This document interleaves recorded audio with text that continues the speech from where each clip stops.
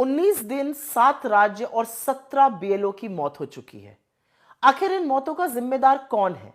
Vote चोरी की वजह से लोगों की अब जान जाने लगी है। युद्ध स्तर पर जो वोट चोरी करने के लिए एसआईआर का जबरदस्त प्रेशर है, उसके चलते बीएलओ और पोलिंग ऑफिसर्स की लगातार मौत की खबरें आ रही हैं और सबसे चिंताजनक यह है कि उसमें से बहुत सारे लोग आत्महत्या कर रहे हैं। गुजरात में उषा बहन सहायक बीएलओ थी, कल्पना बहन सहायक बीएलओ थी, गुजरात के ही अरविंद वाढेर, गुजरात के ही बीएलओ रमेश, पश्चिम बंगाल में बीएलओ शांति मुनि, पश्चिम बंगाल के रिंकू, पश्चिम बंगाल की नमिता, उत्तर प्रदेश के विजय कुमार वर्मा, केरल के बीएलओ अनीश जॉर्ज, मध्य प्रदेश में बीएलओ उदयभान सिंह, मध्य प्रदेश के ही एक बीएलओ भुवन सिंह, मध्य प्रदेश के एक और बीएलओ रमाकांत पांडे, मध्य प्रदेश के एक और बीएलओ सीताराम गौंड, मुकेश जांगिड़ राजस्थान से, हरिओम जी राजस्थान से, एसआईआर सुपरवाइजर संतराम राजस्थान से, बीएलओ जाहिता तमिलनाडु से और एक आंगनबाड़ी सेविका ने तमिलनाडु में आत्महत्या की कोशिश करी।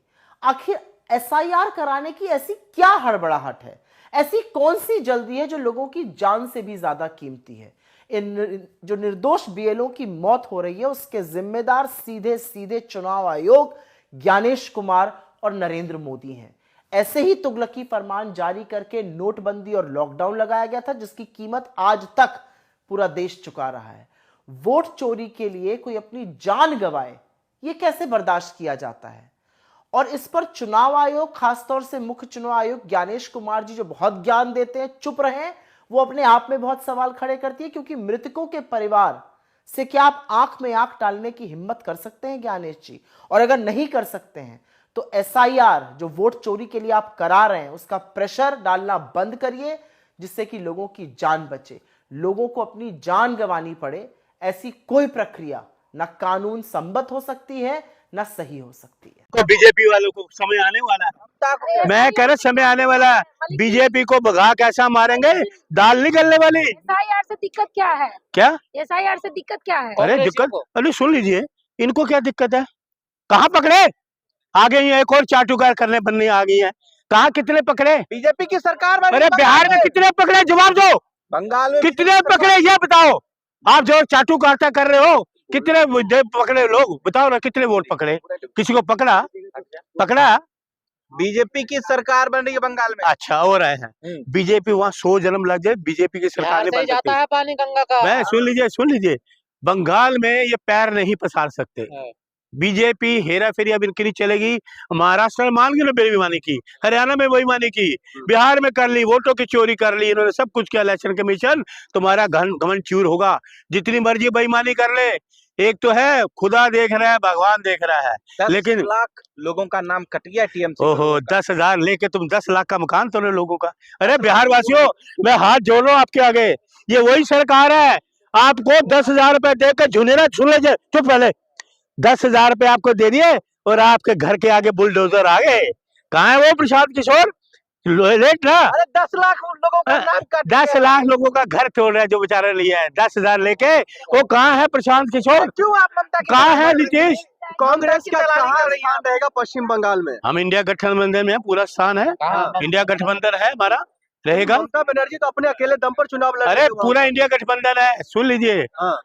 अब जितने बंगाल में ममता ही सरकार बनाएगी, बीजेपी का सूफड़ा साफ है। मैं आपको बता रहा हूँ, जितनी बेईमानी इन्होंने कर ली।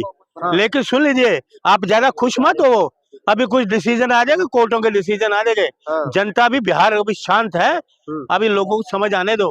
तोड़ो मकान, पता लगेगा। अभी थोड़े दिन रुक जाइए, थोड़े दिन आपको पता लगेगा। ये आपका सम्राट चौधरी बेईमान चोर, कितने क्रिमिनल केसेस हैं, लोगों के घर तोड़ेगा। अरे बुलडोजर के आगे लेट ना है, कह रहे हैं जो हमने बिहार लोगों से वोट लिया, अब पश्चिम बेईमानी से, बेईमानी से अपने काम के बदौलत जीत रहे। अरे कौन सा काम किया? 20 साल में तो कोई काम नहीं किया। अरे राम मंदिर बना दिया। राम मंदिर से बनाया, सुप्रीम कोर्ट ने बनाया। वहां से आप पत्रकार पूरा का बनाएंगे। अच्छा, अरे ये रहने दो, ये पहले इनको ये पूछो। मक्खन मिश्री खाएंगे वहाँ। अच्छा, अब मेरी बात सुनो, ये आप सुन लीजिए, बीच में बोलना मत। अरे सुन लीजिए, ये मोदी जी कहाँ थे जब आंदोलन था? मोदी जी तो कहीं थे ही नहीं, ये मोहन भागवत कहीं था नहीं। आपके लाल कृष्ण अडवाणी थे, मुरली मनोहर जोशी थे, वो आज उनको मार्गदर्शक बना के रखा हुआ, उनको तो बुलाया नहीं। वो राम भद्राचार्य जो धृतराष्ट्र बना हुआ इनका, उसको तो पूछा नहीं। जगत गुरु तो आप अपमान बेईमान जगत गुरु बना रहे हो बेईमान को, है देशद्रोही को तुम जगत गुरु बना रहे हो, हाँ। महिलाओं का सम्मान ना कर सके उसको जगत गुरु बना रहे हो, हैं? कहाँ गए उसकी चाटू कर, कहाँ है, उसको तो नहीं बुलाया। ये ऐसे लोग हैं मतलब परस। कौन ये बीजेपी, मोदी, आपके अमित शाह, ये सारे मतलब परस लोग हैं। हाँ। इनका कोई योगदान नहीं है मंदिर बनने में, हाँ। सुप्रीम कोर्ट की मेहरबानी से बने हैं। समझ गया मेरी बात को? तो आप इसलिए इनको छोड़िए, आप ममता जीतेंगी, लाल वोट जीतेगी, बेईमानी वहां नहीं चलेगी। राहुल गांधी पे बड़ा हमला बोल रहे हैं बीजेपी वाले, कह रहे हैं गृह युद्ध करवाना चाहते हैं देश में ये। अरे यार, नफरत की आंधी कौन चला रहा है? बीजेपी या आरएसएस? मदारी है मदारी। ए शट अप, मदारी मोदी बोलो, अमित शाह को बोलो, समझ गए? राहुल गांधी देशभक्त, राहुल गांधी 140 करोड़ लोगों की पूरे भारत में डमरू बजा रहा है वो, कुछ हो नहीं रहा है। अच्छा, वो बैठा बेईमान बैठा हुआ घर में, है ना? बेईमान बैठा मोदी, बेईमान बैठा इलेक्शन कमीशन, वो क्या है? कहाँ वो डमरू बजाएगा? अच्छा सुनो, मैं आपको एक चीज और बताऊं, मोदी इंग्लिश नहीं बोल सकता। अगर ये स्कूल में गया होता, कॉलेज में गया होता, एक लाइन तो इंग्लिश की बोल लेता, क्योंकि उसको इंग्लिश आती ही नहीं। राहुल गांधी को हिंदी नहीं आती। हाँ यार, हिंदी भी बोलता है, इंग्लिश भी बोलता है। राहुल गांधी कई लैंग्वेज आती है, मास्टर डिग्री है। सोना से आलू से सोना निकलवा देता अच्छा, मोदी क्या करता है? लड़की को पटाओ, ये भी तो बोलता है मोदी। वो तो जबान फिसली थी। तो उनकी जबान फिसली, इसकी जबान नहीं फिसली।